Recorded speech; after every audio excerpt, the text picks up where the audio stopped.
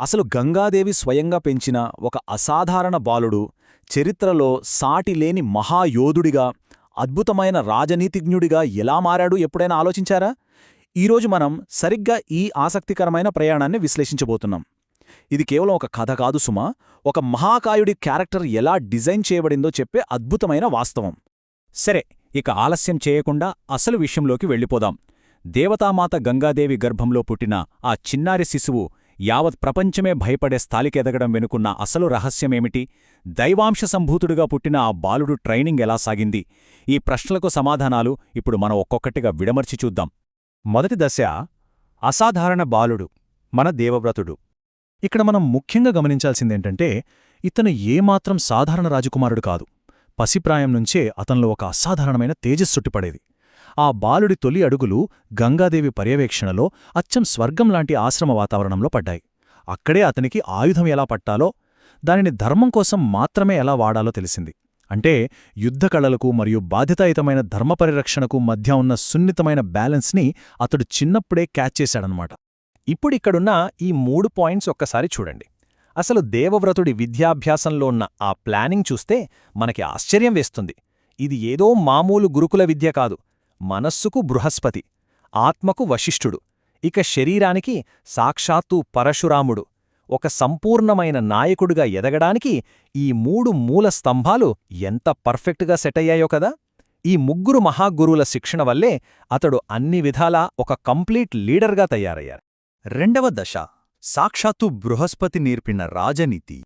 దేవతల గురువైన బృహస్పతి దగ్గర బుద్ధికి పదునుపెట్టే అత్యంత కఠినమైన ట్రైనింగ్ మొదలైంది. అసలు రాజనీతి అంటే ఏంటి? ఒక రాజు కేవలం సింహాసనం మీద కూర్చుని పరిపాలించడం మాత్రమే కాదు, సమాజంలో ధర్మాన్ని ఎలా కాపాడాలో, తన చేతిలో ఉన్న పవర్ని నైతికంగా ఎలా వాడాలో బృహస్పతి అతనికి కరతలామలకం చేశాడు. ఒక మహాసామ్రాజ్య భారాన్ని మోయాల్సిన భుజాలకు అసలైన డైరెక్షన్ దొరికిందిక్కడే.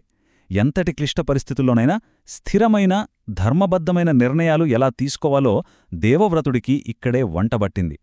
మూడవ దశ, వశిష్ఠ మహర్షి అందించిన వేదజ్ఞానం.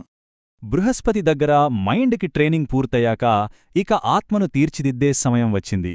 జనరల్గా ఒక యుద్ధవీరుడు వేదాలు, ఉపనిషత్తులు చదవడం, యోగ సాధన చేయడం అనేది మనం చాలా రేర్గా చూస్తుంటాం కదా. కాని బ్రహ్మర్షి వశిష్ఠుని ఆశ్రమంలో దేవవ్రతుడు అపారమైన ఆధ్యాత్మిక జ్ఞానాన్ని వంటబట్టించుకున్నాడు. యోగం, తపస్సు ద్వారా ఇంద్రియ నిగ్రహాన్ని సాధించాడు. ఇదంతా చూస్తుంటే మనకు అర్థమయ్యేది ఒక్కటే: అతడు కేవలం కండబలమున్న ఫైటర్ మాత్రమే కాదు, ఒక గొప్ప ఋషిస్థాయికి చేరిన జ్ఞాని కూడా. ఈ ఆధ్యాత్మిక పునాది ఎంత స్ట్రాంగ్గా పడిందంటే, భవిష్యత్తులో అతను ఏ మాట మాట్లాడినా సరే దానికి సాక్షాత్తు ఆ దేవతలు కూడా తలవంచారు. అతని వాక్కులో ఒక అద్భుతమైన దార్శనికత, ఒక రకమైన తాత్విక బరువుండేవి.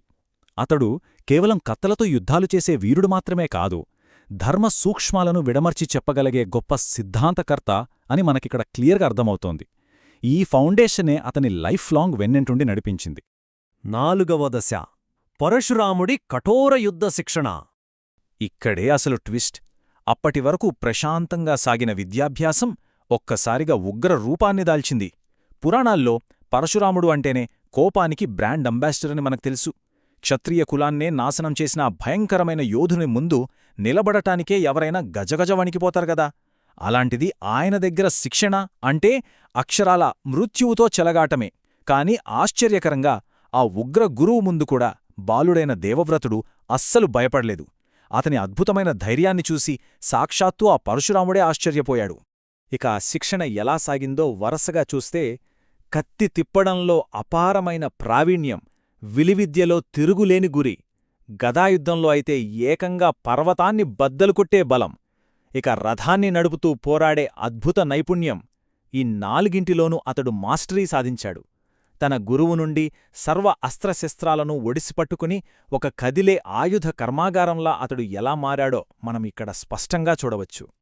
ఈ కంపారిజన్ చూడండి, ఇది చాలా ఇంట్రెస్టింగ్గా ఉంటుంది. ఒకవైపు ఒంటరిగా వేలాది మందిని ఎదుర్కోగల వినాశకరమైన పవర్, మరోవైపు చూస్తే కంప్లీట్ జీరో ఈగో. సాధారణంగా ఎవరికైనా ఎంత పవరుంటే అంత అహంకారం రావడం సహజమంటారు.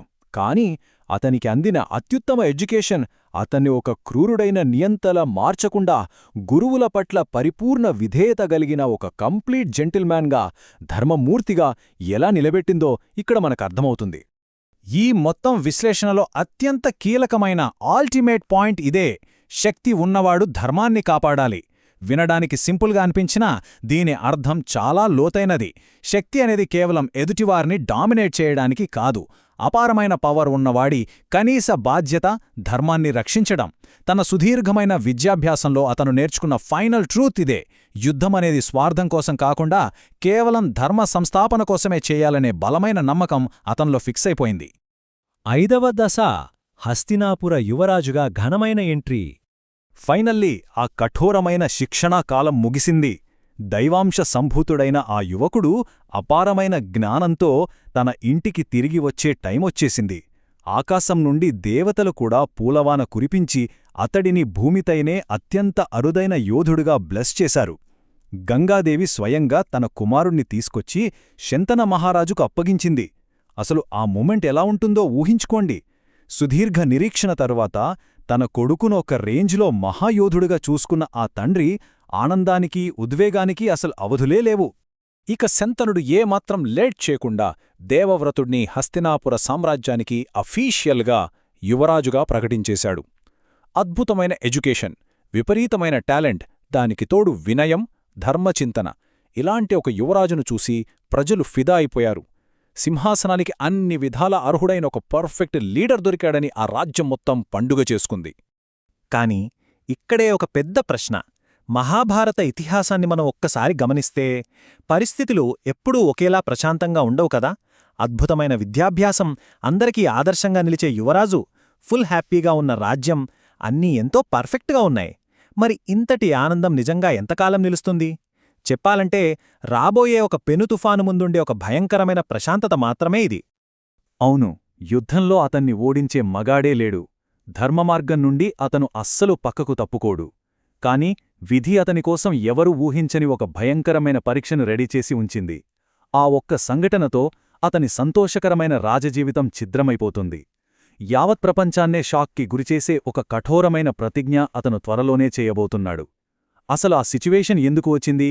ఆ మహాప్రతిజ్ఞ వెనుక ఉన్న ఆ సీక్రెట్స్ ఏమిటి? మున్ముందు రాబోయే మన నెక్స్ట్ విశ్లేషణలలో ఈ ఆసక్తికరమైన విషయాలను డీకోడ్ చేద్దాం.